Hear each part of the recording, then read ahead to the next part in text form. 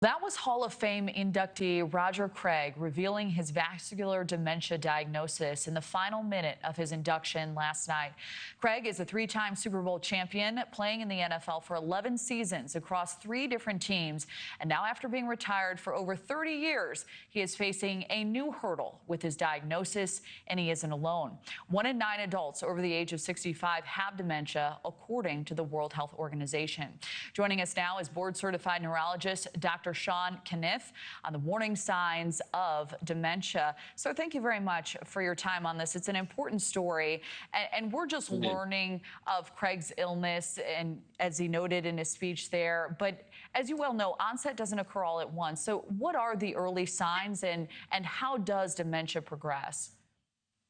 Yeah, well, when we talk about dementia, it's a family of diseases, of which, vascular dementia is one of them. When we talk about vascular dementia, we're really talking about the plumbing. It's an issue of the plumbing of the brain, basically the arteries and the arterioles. It's an interruption of the blood supply to the brain. And that can occur through large territorial strokes, or it can occur through microvascular disease, tiny little pinpoint style strokes, little hemorrhages in the brain, stuff like that. You just this cumulative injury to the brain due to the the impaired vascularity of the brain.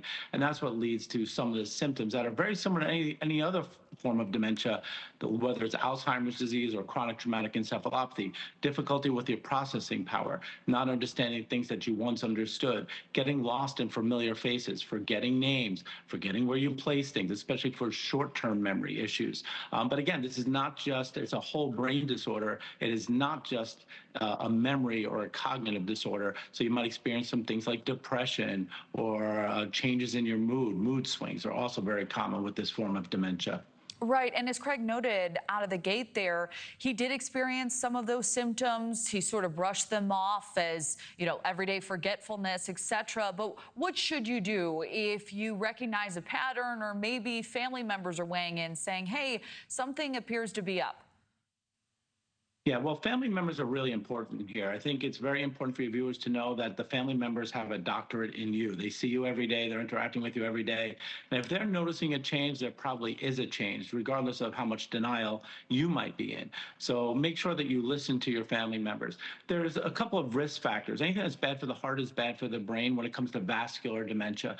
And so basically, if you have diabetes, if you have hypertension, if you're overweight, if you're smoking cigarettes, you have obstructive sleep apnea, those are the big risk factors for this form of dementia, vascular dementia. So not to say that if you don't have those health risk factors that you can't get vascular dementia, you certainly can, but it's a much lower incidence in that patient population if you avoid diabetes, avoid smoking cigarettes, avoid being obese, staying at a good blood pressure, maintaining good glucose.